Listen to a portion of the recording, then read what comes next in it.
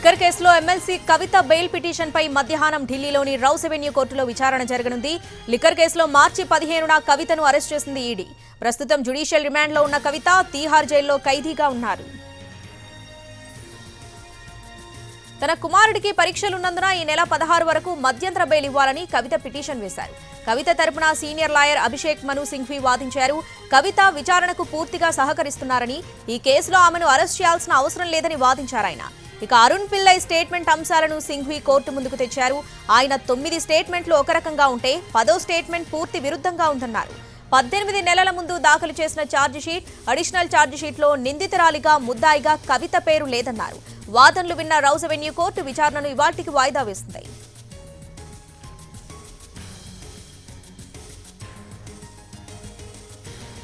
Liquor కేసులో MLC కవిత bail petition పై మధ్యాహ్నం ఢిల్లీలోని రౌస్ అవెన్యూ కోర్టులో విచారణ జరగనుంది. దీనికి సంబంధించి పూర్తి అప్డేట్స్ మా ప్రతినిధి రాజు ఢిల్లీ నుంచి లైవ్ లో అందిస్తారు. రాజు, ఈ రోజు ఈ కవిత బెయిల్ పిటిషన్ పై ఎట్లాంటి ఆర్గ్యుమెంట్స్ జరగనున్నాయి, డీటెయిల్స్ ఏంటి?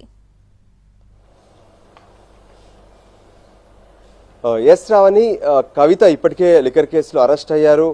ఈడీ కస్టడీ తర్వాత ప్రస్తుతం జ్యుడిషియల్ రిమాండ్లో భాగంగా తీహార్ జైల్లో ఉన్నారు. అయితే ఏప్రిల్ 1వ తేదీనే కవిత బెయిల్ మ్యాటర్ పైన విచారణ మొదలైంది. కానీ ఆ రోజు కొన్ని కారణాల వల్ల విచారణ అనేది కొనసాగలేదు. సో ఈ రోజు మధ్యాహ్నం తర్వాత కవిత బెయిల్ మ్యాటర్ పైన విచారణను వాయిదా వేశారు. ఏదైతే rows avenue special court judge Kaveri Baweja. అయితే 2 గంటల తర్వాత మొదలయ్యేటటువంటి ఈ బెయిల్ మ్యాటర్ పైన విచారణ సందర్భంగా ఏదైతే కవిత తరపున సీనియర్ కౌన్సిల్ అభిషేక్ మను సింఘ్వి తన వాదనలు వినిపించే అవకాశం కనిపిస్తుంది. ముఖ్యంగా కవిత ఏదైతే లిక్కర్ కేసుకు సంబంధించి ఈడీ కావచ్చు, సిబిఐ కావచ్చు ఇచ్చినటువంటి నోటీసుల సందర్భంగా తను పూర్తిగా సహకరించారు. అంతేకాదు అదే సమయంలో మహిళల విచారణకు సంబంధించినటువంటి అంశంపైన సుప్రీంకోర్టులో కేసు కూడా వేశారు. ఆ విషయంలో పోరాటం చేస్తున్నటువంటి సందర్భంలో కావాలనే ఈడీ కుట్రపూరితంగా కవితను అరెస్ట్ చేశారు. సో అరెస్ట్ చేయడం అనేది ఎంతవరకు సబబు అంటూ ఒక ప్రశ్న సంధించారు. దాంతోపాటు ఏదైతే లిక్కర్ స్కామ్కు సంబంధించి ఉన్నటువంటి ఎఫ్ఐఆర్లలో ఎక్కడా కూడా కవిత ప్రస్తావన లేదు. సో కావాలనే ఇరికించే ప్రయత్నం చేస్తున్నారు. ఎవరైతే అరుణ్ రామచంద్ర పిల్లై కావచ్చు, బుచ్చిబాబులు కావచ్చు, వాళ్ళను బెదిరించి వాళ్ళ ద్వారా కవిత పేరును ప్రస్తావింపజేశారు. సో దానికి అనుగుణంగానే కవితను అరెస్ట్ చేశారు. సో కవితకు వ్యతిరేకంగా ఎటువంటి సాక్ష్యాలు కూడా లిక్కర్ కేసుకు సంబంధించినటువంటి వ్యవహారంలో లేవు. సో ఖచ్చితంగా కవితకు బెయిల్ ఇవ్వాలంటూ రెగ్యులర్ బెయిల్ వాదనతో పాటు మధ్యంతర బెయిల్ పైన కూడా అటు అభిషేక్ మను సింఘ్వి తన వాదనలు వినిపించారు. ముఖ్యంగా ప్రస్తుతం కవిత చిన్న కుమారుడు మైనర్గా ఉన్నారు, ఆయనకు పరీక్షలు జరుగుతున్నాయి. సో ఖచ్చితంగా కవితకు మధ్యంతర బెయిల్ సైతం ఇవ్వాల్సినటువంటి అవసరం ఉందని చెప్పి అభిషేక్ సింఘ్వి తన వాదనలు వినిపిస్తున్నటువంటి పరిస్థితి ఉంది.